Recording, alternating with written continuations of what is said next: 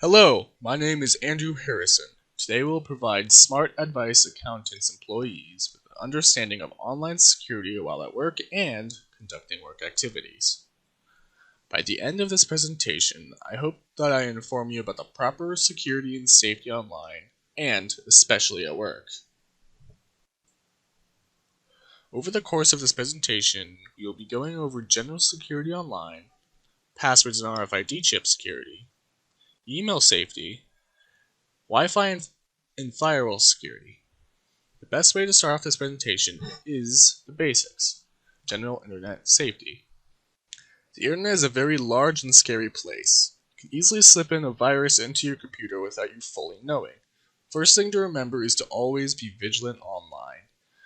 You are always a target for hackers and other malicious software. We are here to make you less of a target. How do you stay vigilant? By following all of the slides and my advice. Next, do not click on suspicious links. If you do not trust the link you're about to click, or you hovered over the hyperlink and see a different site entirely, avoid the link entirely and do not click on it. This also goes for sketchy and not safe for work websites. Avoid both like the plague. Speaking of private dealings, do not conduct private matters on work computers, like sending emails from your personal email. All of these previous rules only cover the safety exclusively online. There are also outside threats. We solve those outside threats by never leaving your devices unattended. This can't be more important than when you're outside. Smart advice is building. Though, when you are in the building, when you get up from your workstation, shut down or lock up your devices when you leave to the bathroom or lunch. This security goes all the way down to the smallest devices like USBs, especially with how easy it is to just take these little devices. Please refrain from putting any sensitive information on them. Security goes all the way down from the hardware to the software of computers. Email is no different and should have equal or more security. Email safety is a huge and important part of the puzzle of security. There are many things that employees all around the world do and should refrain from doing.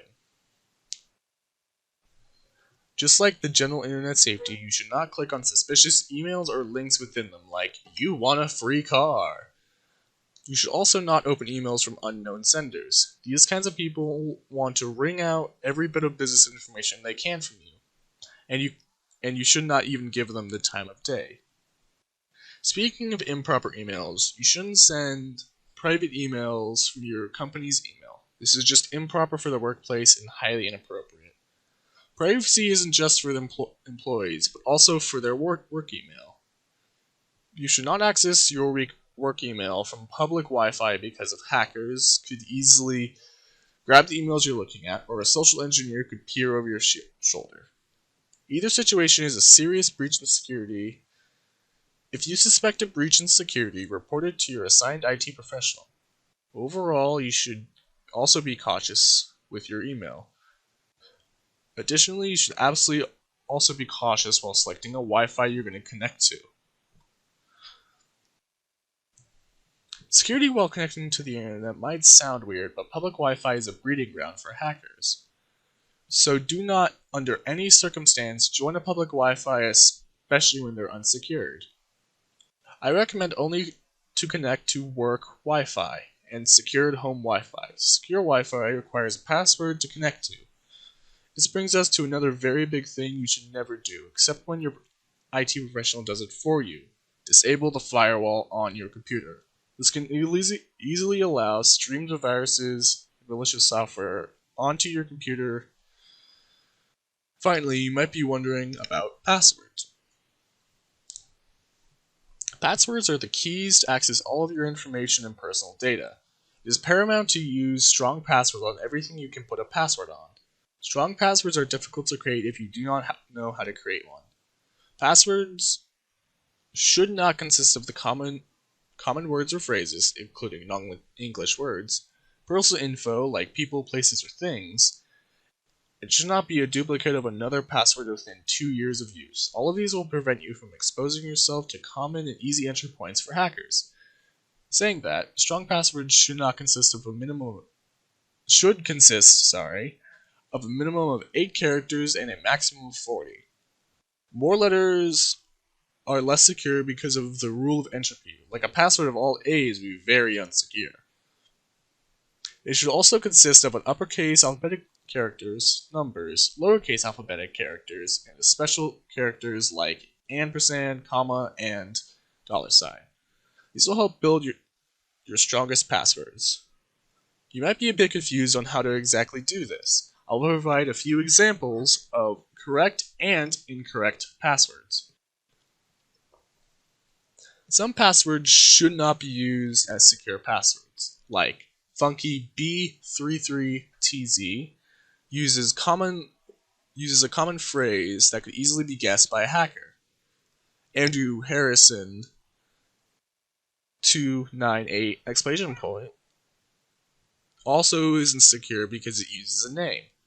Although G exclamation point 4BV uses all the correct characters, it doesn't use a phrase or name for a password, but sadly it's only 5 characters long, and hackers can easily guess it. Good passwords adhere to all the outlined steps to make a strong password.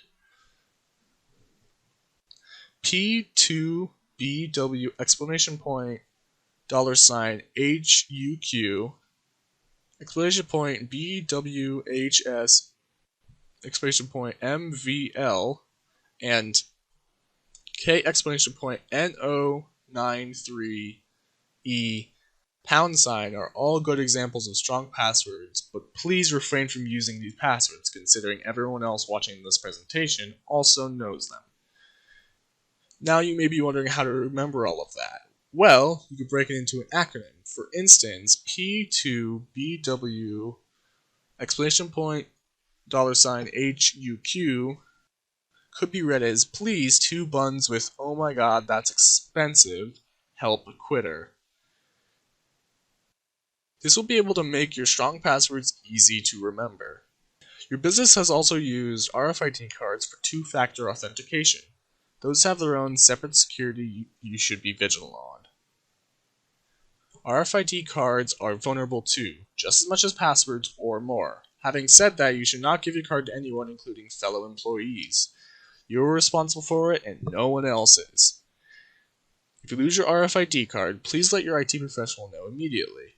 Hackers and social engineers can easily get your card credentials and infiltrate the company. Keep it close, keep it safe.